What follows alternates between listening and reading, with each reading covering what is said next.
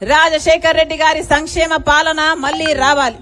అందుకే చెప్తున్నాం, రాజశేఖర్ రెడ్డి గారు ప్రజల మనిషి. రాజశేఖర్ రెడ్డి గారు ప్రజల మధ్య బ్రతికిన మనిషి. రాజశేఖర్ రెడ్డి గారు ముఖ్యమంత్రిగా ఉండక ముందే కూడా ప్రజల మధ్య ఉన్న మనిషి. ముఖ్యమంత్రి అయినాక కూడా ప్రజల నాడి తెలిసి ప్రజల కోసం పథకాలను రూపొందించి ప్రజల కోసం పరిపాలన చేసిన మనిషి. అసలు చచ్చిపోతే కూడా రాజశేఖర్ రెడ్డి గారు ఎలా చచ్చిపోయారు? ప్రజల మధ్య ఉండాలనుకుని రచ్చబండకని వెళ్తూ వెళ్తూ చచ్చిపోయారు రాజశేఖర్ రెడ్డి గారు. అలా కదా ఉండాలి ఒక ప్రజానాయకుడు. మరి జగనన్న గారు రాజశేఖర్ రెడ్డి గారి ఆశయాలను నిలబెడితే ప్రజల మధ్య ఉండాల్సింది. కానీ ఈ 5 సంవత్సరాలలో ఎప్పుడూ ప్రజల మధ్యలో లేరు. పెద్ద పెద్ద కోటలు కట్టుకున్నారు, అక్కడే బ్రతికారు. ఇప్పుడు ఎలక్షన్లు వచ్చాయి కాబట్టి ఇప్పుడు సిద్ధం అని బయలుదేరారు. దేనికి సిద్ధం సార్ అని అడుగుతున్నాం. మళ్ళీ 8 లక్షల కోట్ల రూపాయలు అప్పు చేయడానికి సిద్ధమా? మళ్ళీ బీజేపీ పార్టీతో అక్రమ పొత్తు పెట్టుకోవడానికి సిద్ధమా? మళ్ళీ బీజేపీతో మీ దోస్తీ కోసమని ప్రజలు తాకట్టు పెట్టడానికి సిద్ధమా? ప్రత్యేక హోదా తాకట్టు పెట్టడానికి సిద్ధమా? పూర్తి మద్యపాన నిషేధం అని చెప్పి మళ్ళీ ప్రజలను మోసం చేయడానికి సిద్ధమా? 25 లక్షల ఇల్లులు కడతారని పేదలకు మళ్ళీ మోసం చేయడానికి సిద్ధమా? 25,000తో మెగా డిఎస్సీ అని చెప్పి దగా చేయడానికి సిద్ధమా? దేనికి సిద్ధం? మీరు ప్రజలను దగా చేయడానికి సిద్ధమైతే ప్రజలు మిమ్మల్ని ఇంటికి పంపడానికి కూడా సిద్ధం. మళ్ళీ చెప్తున్నాం,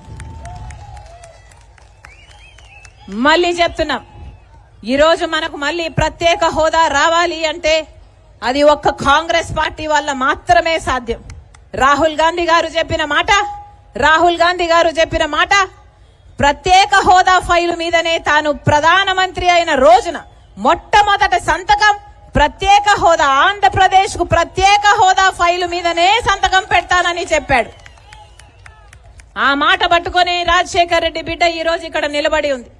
మీరు నమ్మండి, రాజశేఖర్ రెడ్డి బిడ్డ మీకు మాటిస్తుంది.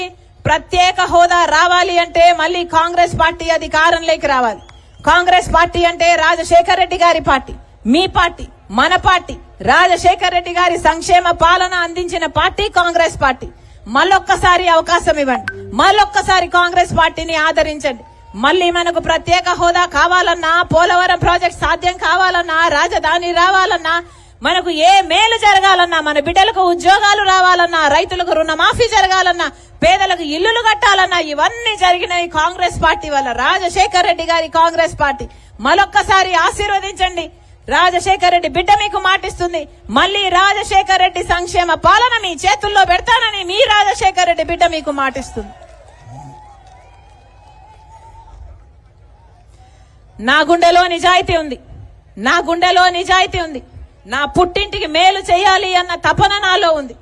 అందుకే ఆంధ్ర రాష్ట్ర రాజకీయాల్లో అడుగుపెట్టింది రాజశేఖర్ రెడ్డి బిడ్డ. మీరు ఒక్క అవకాశం ఇవ్వండి, రాజశేఖర్ రెడ్డి బిడ్డ మీకు మాటిస్తుంది. ఆ రాజశేఖర్ రెడ్డి గారి సంక్షేమ పాలన మీ గడప వరకు తీసుకొస్తుంది రాజశేఖర్ రెడ్డి బిడ్డ. మరొక్కసారి, ఇది ఎన్నికలు వచ్చే సమయం, ఇది ఎలక్షన్ల సమయం. అన్ని పార్టీల లీడర్లు వస్తారు, అందరూ వస్తారు, డబ్బులు కూడా ఇస్తారు. మాకు ఓట్లేయండి అని అడుగుతారు. ఏమ్మా వస్తారు కదా, డబ్బులు కూడా ఇస్తారు, తీసుకోండి. మీ డబ్బులే ఈ శాండ్ మాఫియా చేసి సంపాదించిన డబ్బులే. ఎవరు ఎన్ని డబ్బులు ఇస్తే అన్ని డబ్బులు తీసుకోండి, అంతకంటే ఎక్కువే వసూలు చేయండి. కానీ డబ్బులు ఎవరి దగ్గర తీసుకున్నా ఓటు వేసేటప్పుడు మాత్రం మీ ఆలోచన అయి ఉండాలి, మీ నిర్ణయం అయి ఉండాలి. ఎందుకంటే ఓటు అనేది మీ చేతిలో ఉన్న ఆయుధం, మీ జీవితాలను మార్చే ఆయుధం. 5 సంవత్సరాలకు ఒక్కసారి మాత్రమే ఈ ఆయుధం మీ చేతుల్లోకి వస్తుంది. అందుకే ఓటు వేసేటప్పుడు ఆలోచన చేసి ఓటు వేయండి. ఓటు అనేది అమ్ముకునేది కాదు. ఎవరు డబ్బులు ఇచ్చినా తీసుకోండి, కానీ మీ ఓటు అమ్మకానికి పెట్టకండి. మంచి వాళ్లకు ఓట్లేయండి, మంచి పార్టీకి ఓట్లేయండి. మీరు చంద్రబాబు గారికి ఓటేసి చూశారు, ఆయన ప్రతిపక్ష నాయకుడిగా, ముఖ్యమంత్రిగా ఆయన చేసింది ఏమీ లేదు. జగన్మోహన్ రెడ్డి గారికి ఓట్లేసి చూశారు, ఆయన ముఖ్యమంత్రిగా, ఆయన మన రాష్ట్రానికి గాని, మన పోలవరానికి గాని, మన ప్రత్యేక హోదాకు గాని, మన రాజధానికి గాని చేసింది ఏమీ లేదు. అందుకే చెప్తున్నా, ఒక్క అవకాశం కాంగ్రెస్ పార్టీకి ఇవ్వండి. కాంగ్రెస్ పార్టీ, రాజశేఖర్ రెడ్డి పార్టీ మీ పార్టీ. మీరు ఆశీర్వదించండి. మనసు పెట్టి చెప్తున్నా, చిత్తశుద్ధితో పనిచేస్తాం.